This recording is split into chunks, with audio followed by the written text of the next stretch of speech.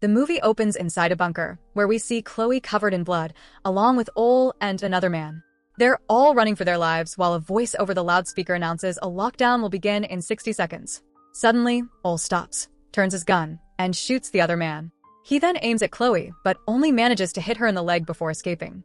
The bunker door closes before Chloe can follow him. Hearing growling sounds nearby, Chloe begins to backtrack through the tunnel. Just in time, she slides under the closing door. The wounded man, trapped on the other side, grabs her leg and begs not to be left behind, but at that moment, a terrifying monster appears and drags him away. The door shuts completely. Chloe finds a computer terminal and sends a distress message. She explains the facility is under attack and placed on a 24-hour lockdown. She claims to be the only survivor.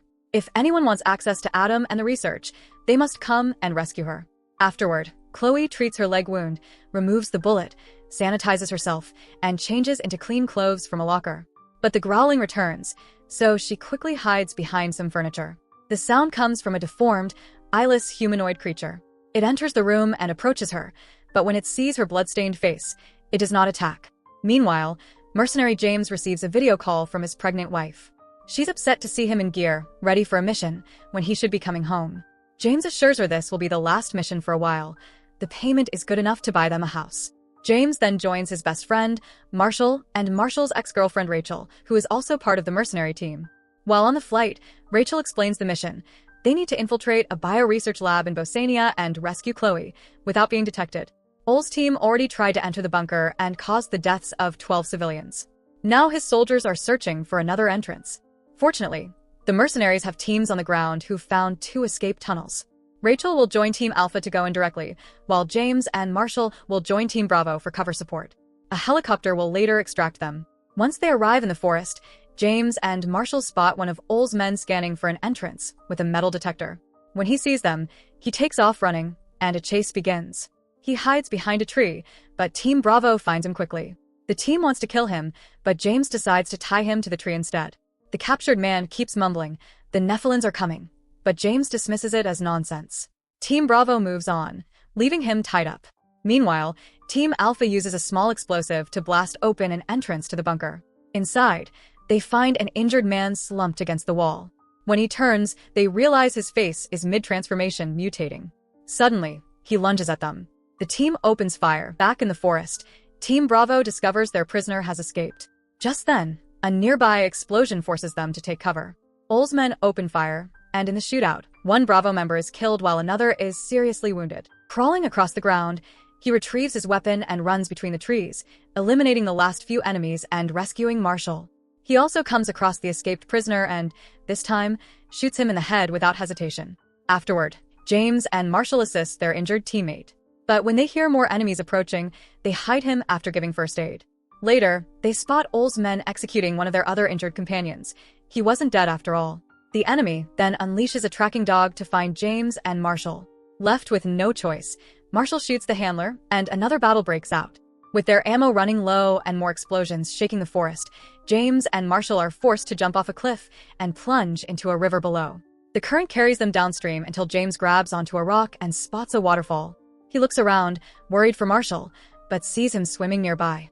The two make it to shore and quietly approach the extraction point. But Team Alpha is nowhere in sight. An argument begins. Marshall wants to wait for the helicopter, but James is certain Ole's men will find them soon. Just then, they hear dogs barking in the distance.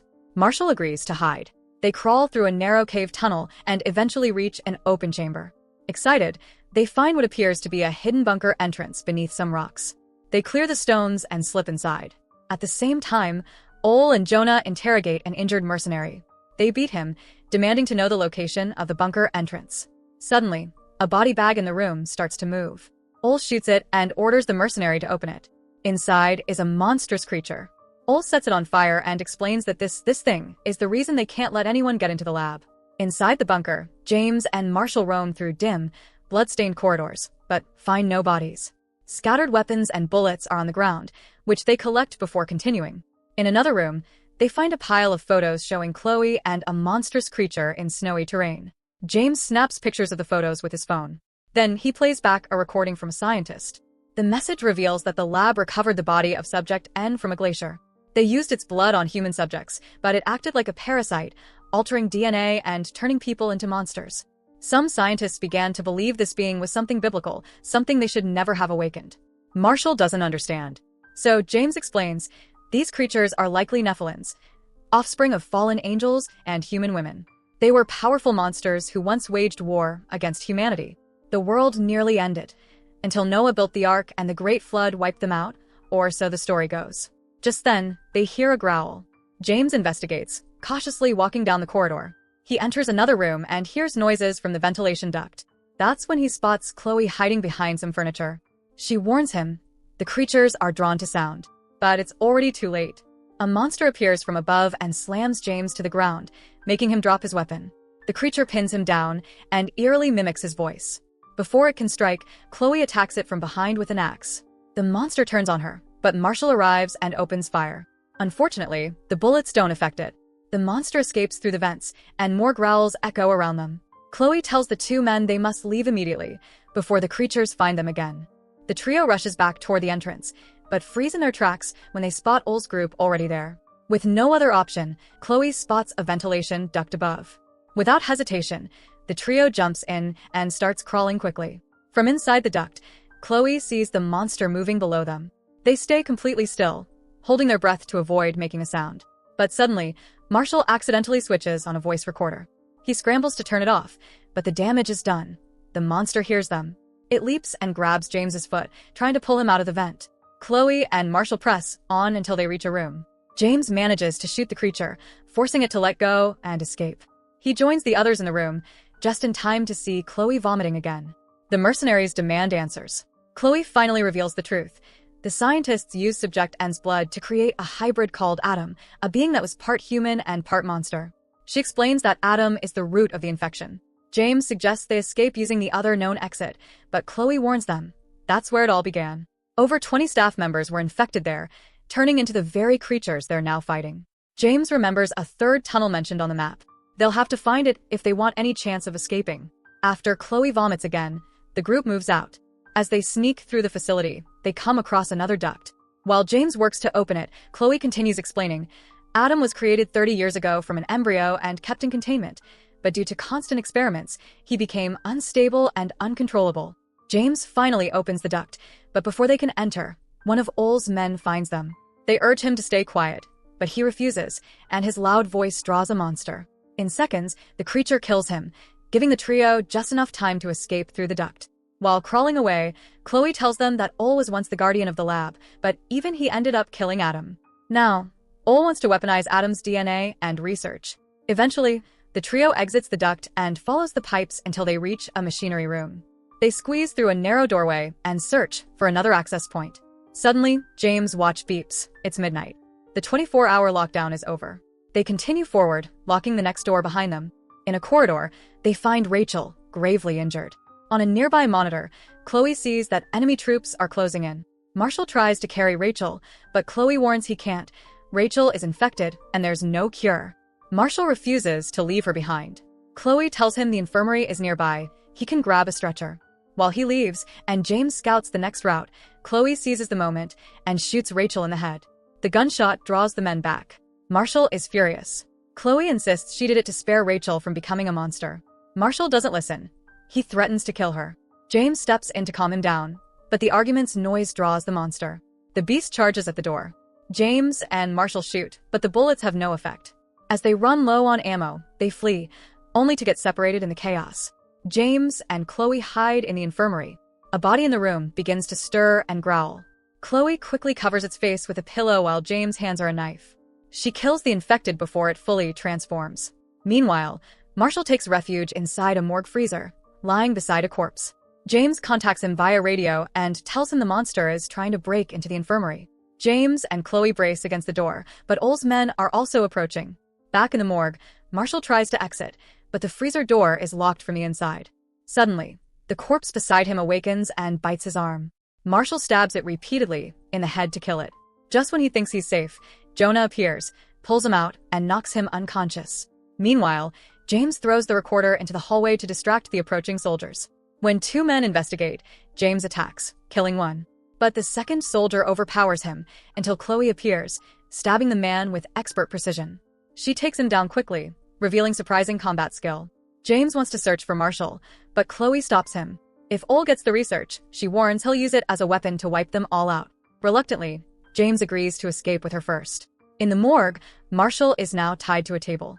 Jonah taunts him, explaining that the infection will soon transform him into a Nephilim. He demands to know where Adam is. Marshall insists he doesn't know, until a disturbing vision hits him. In the vision, Marshall sees Adam massacring the scientists and chasing Ole before recording a final message. The truth becomes clear. Chloe is Adam, and Ole was trying to stop her all along. Back with James and Chloe, they reach Adam's room and find the body of Team Alpha's leader. Chloe becomes nauseous again. James tries contacting Marshall, who's about to be executed by Jonah. But just then, a monster crashes into the morgue, grabs Jonah, and throws him aside. It lunges at Marshall, but when it realizes he's infected, it spares him and walks away. Marshall frees himself using his knife. In Adam's room, James gives Chloe the dead leader's phone and tells her to escape through the tunnel Alpha used. Once outside, she can call the helicopter. James prepares to go find Marshall, but something catches his eye. A baby crib. He suddenly realizes why Chloe keeps vomiting. She's pregnant. James demands answers. Chloe confesses. She is Adam. She lost control after being locked up for 30 years. She didn't want to raise her child in captivity, so she killed her captors to escape. James understands her desire to protect her child, but reminds her that her blood is too dangerous. He can't let her go free. Suddenly, a monster bursts into the room. Chloe doesn't flinch. She simply watches as the creature attacks James. Right then, Marshall arrives, points his gun at Chloe, and the monster releases James. Chloe runs, turning off the lights to escape. In the darkness, Marshall opens fire, but is knocked down. James grabs a flamethrower left behind by the soldiers and uses it, engulfing the monster in flames until it dies. Outside, Chloe finally emerges from the facility, only to find Ole waiting for her, weapon drawn. She apologizes, stepping closer as if to hug him. But Ole doesn't forgive her. In desperation, Chloe grabs his knife and stabs him, but Ole retaliates, stabbing her back. As both collapse, James and Marshall arrive. They check on Chloe, but she springs up and stabs James, then lunges at Marshall. With her monstrous strength, she easily overpowers them both. James and Marshall refuse to back down, attacking her again. But she knocks them down with ease. As Chloe reaches for a fallen weapon, James manages to sneak behind and loops a rope around her neck. Chloe fights back fiercely, stabbing James in the eye to break free. But Marshall, now partially transformed by the infection, uses his newfound strength to pull the rope tighter. Then he jumps through a hatch, dragging Chloe behind him until she finally suffocates. James climbs down to check on his friend, but Marshall, knowing he's turning into a monster, begs him to leave. After a final goodbye, James exits the bunker and collapses outside, clutching the phone. Before he can speak, he passes out. Later that night, a rescue team finds him in the forest. But it's too late. James has already transformed, and the first thing he does is attack. So that's it. Hope you enjoy the story. Subscribe and press the bell icon for more videos.